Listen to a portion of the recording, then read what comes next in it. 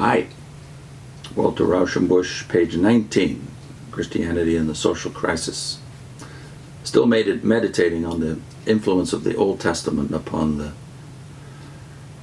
direction the world would take in its sympathies, and the social justice ethic which imbues both the law and the prophets, and therefore became normal in the Christian church of the first centuries, to whom the Old Testament was the Bible until the canon was formalized 2 or 3 centuries later. The land belonged to Jehovah, the national God. That is only another way of saying that it belonged to the community. It was not individual property, but clan and family property. There were various provisions to protect the right of the family to its ancestral holding and to prevent any permanent alienation. If land was sold under stress of need, it could be purchased back under favorable terms. In an agricultural community, and before the introduction of machinery in farming, the land is by far the most important means of production. It is one of the highest problems of statesmanship, how to plant and root the people evenly and wisely in the land. If the land is owned by the men who till it, there is social health and strength. If it is owned by wealthy proprietors and tilled by landless agricultural laborers, a curse is on the people. All the provisions of the Hebrew law were meant to counteract the separation of the people from the land. It sought to prevent the growth of great estates and a landed aristocracy on the one side, and the growth of a landless proletariat on the other side. Every 7 years the fields were to lie fallow, probably in rotation, and their untilled harvests were to belong to all alike, like the berries that grow along our country roadside or in our forests. Of course, the poor were benefited most by such liberty to picnic. When the grain, the grapes, and the olives were harvested, the poor had the right to glean, and the owner was forbidden to be too careful in harvesting the corners or go over the vines and trees a second time. A hungry man passing through the fields was always free to eat of grain and fruit.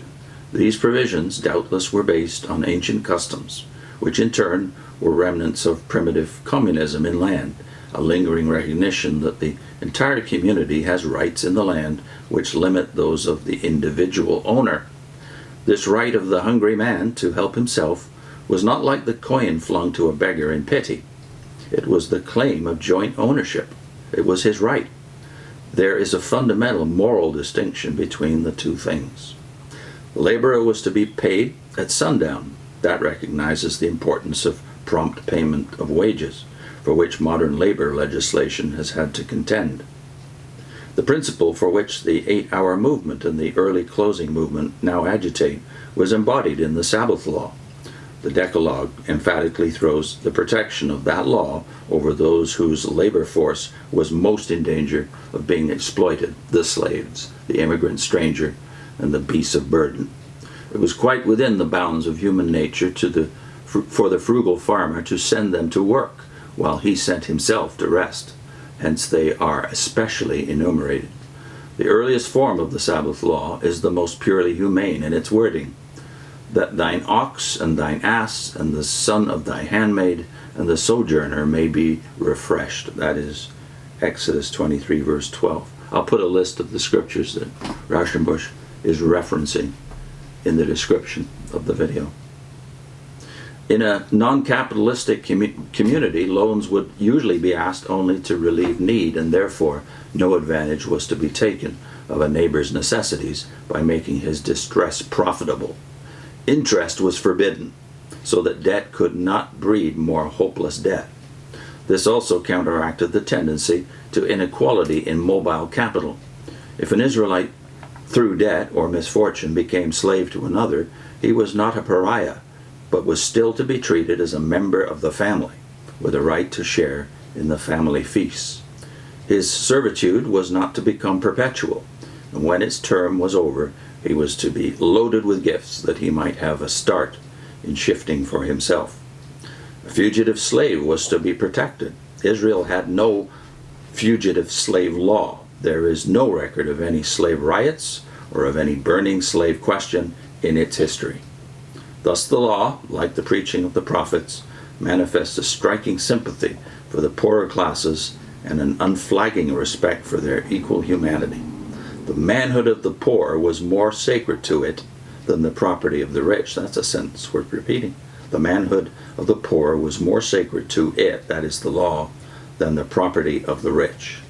In this fundamental attitude, the Hebrew law differs widely from the Roman law, which was formulated in a despotic state and amidst a flagrant monopoly of wealth, and is responsible for much of the excessive reverence for private property rights in our Western civilization. Some of the laws were purely ideal conceptions. The year of Jubilee provided for a universal shake-up and a new start all around every 50 years.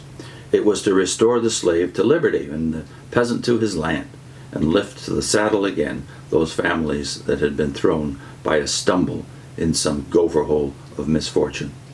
We know that this beautiful scheme remained a utopia which even post-exilic zeal for the law managed to disregard. Yeah, there's no evidence in Hebrew history that the Jubilee was ever kept. Amazing indeed, but nevertheless true. And Rauschenbusch concludes, other laws were set aside by the ruthlessness of the strong. Only those were likely to be really effective, which were firmly based on ancient custom. But in any case, these were the ideals of social life that lived in the nobler hearts of Israel. And these ideals either created the prophetic convictions or they were the product of the prophetic preaching. I'll put a link on your screen to a video we shot from the work of William Foxwell Albright, Yahweh and the Gods of Canaan. What was the essential difference between Yahweh and the pagan gods of the nations that Israel was to displace?